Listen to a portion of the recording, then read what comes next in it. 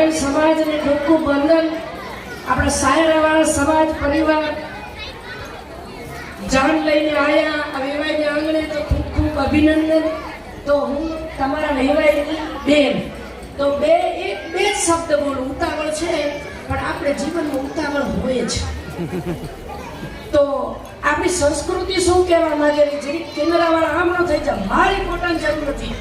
આજ વરરાજા માટે હું આવ્યો બોલવા. દીકરીઓ સાવધાન, મહારાજે આપણે તમને સાવધાન પહેલા કર્યા. તો આપણે લગ્ન ગ્રંથિથી જોડવામાં અહીંયા આવ્યા ને મંડપોમાં ઉપર આવી જાઓ. તો આપણે પેલી ફૂલની માળા કરી ફૂલની માળા તમારા જીવનમાં ગ્રંથિમાં કંઈક કહેવા માંગે કે હે ગ્રસ્તી જીવન, તમારું જીવન ફૂલ જેવું રંગોળી જીવનમાં ફૂટતા રહેજો આજથી અંત સુધી. સાંભળ્યો જમાઈ રાજા દીકરીઓ? અને આપણે જે નાળા છેડી છે ને એ નાળા છેડી જીવનમાં આપણે ગ્રસ્તીમાં કંઈક કહેવા માંગેલી કે જીવનમાં અનેક પ્રકારની આંટીયું બૂટીયું ઘટવું હોય તો તમારે વરરાજા હતું લગ્નથી પહેલા, સગપણથી પહેલા, અને અમારે દીકરીનું હતું આજ અગ્નિદેવમાં અમે હોમી અને નવ નિર્માણ થયા છીએ દાંપત્ય જીવનમાં. તો એકબીજાના દોષ જોવા નહીં, લગ્ન ગ્રંથિમાં લક્ષ્મી નારાયણ સ્વરૂપમાં રહેવાનું. રાઈટ? હવે બીજું શું હતું હમણાં તમે કર્યું? ત્રીજું શું આવ્યું? આપણે હસ્તમેળાપ. હસ્તમેળાપ જીવનમાં નારી શક્તિ તમારું અડધું શરીર પુરુષને આપી દીધું. આજથી આપણે અર્ધાંગીની બન્યા પુરુષની. આજના જીવનમાં આપણા જીવનમાં પુરુષ તરફ સ્ત્રીની કોઈ દ્રષ્ટિ નહીં અને પુરુષ બી ભાગીદારો. તમારી બી કોઈ બીજી સ્ત્રી સિવાય, મા અને બેન સિવાય બીજો કોઈ સંબંધ નહીં. એટલા માટે આપણે હસ્તમેળાપ કર્યા. અને હસ્તમેળાપ હંમેશા આપણા જીવનમાં બહુ હસ્તમેળાપ. હસ્ત એટલે જીવનમાં હસ્ત રહેવાનું, મેળાપ એટલે મેળવી લેવાનું. રાઈટ? બીજું શું આવ્યું? લગ્નની ગ્રંથિમાં ફેરા. તો આ એક બ્રાહ્મણ દેવતાએ આપણને ફેરા શું કામ? ધર્મ, અર્થ, કામ અને મોક્ષના 4 ફેરા આપ્યા.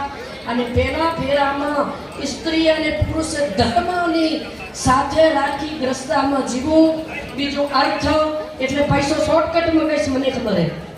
અને બીજું અર્થ એટલે પૈસો.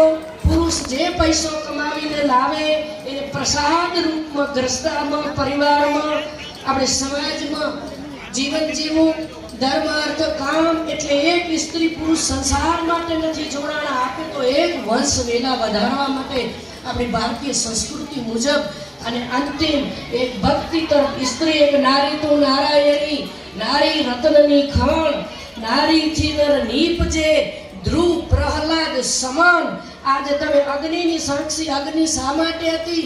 કે આપણું ભૂતકાળમાં જીવન સ્ત્રી પુરુષનું જેવું જીવી ગયા, રાગ દ્વેષ જે બી હતા એને અગ્નિમાં હોમી આજ નવું રૂપ ધારણ કરી. આજ મેં જગદંબાનું રૂપ નારી દીકરીનું જોજો. આજ તમારું છત્રાણીનું રૂપ ધારણ કરજો.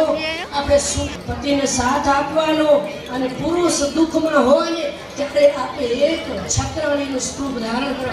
સમય બહુ ઓછો હોય ને એટલે પાછળવાળા જુએ રહ્યા. હું સાયરા આવીશ તમારે ઘરે અને સંસ્કાર આપી જઈશ એટલે તમારા વેવાઈની બેન થાવ એટલે ભત્રીજીને ઘરે અવાય. અને વિશેષ વધુ ન જતા આ સમાજને, આ પરિવાર, વેરાણી પરિવારને ખૂબ ખૂબ અભિનંદન. અને અમારી દીકરીઓને અને દીકરા તમને ખૂબ અભિનંદન. આજ અમારી દીકરીઓ તમને સોંપીને એના જીવનમાં કાંઈ ભૂલ ચૂક હોય તો તમે એને માફ કરજો. અને દીકરીઓ સાસુ સસરાની સેવા ખાસ કરીને મારી દીકરીઓ સેવા કરજો. ઈ અમારું એક અભિનંદન. અને ચારેય જણા આપણું મસ્તક ક્યારે ઊંચું થાય કે આપણે મા બાપનું નામ રોશન કરી. ક્યાંની દીકરી કે રાયણની, ક્યાંની દીકરી કે સાયરાની આપણે નામ મોટું કરી જીવનમાં કોઈને સુધારવાની ચેષ્ટા આપણે સુધરી જઈ.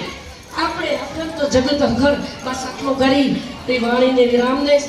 બોલો લક્ષ્મી નારાયણ ભગવાન કી જય, ઉમિયા માત કી જય. आज के आनंद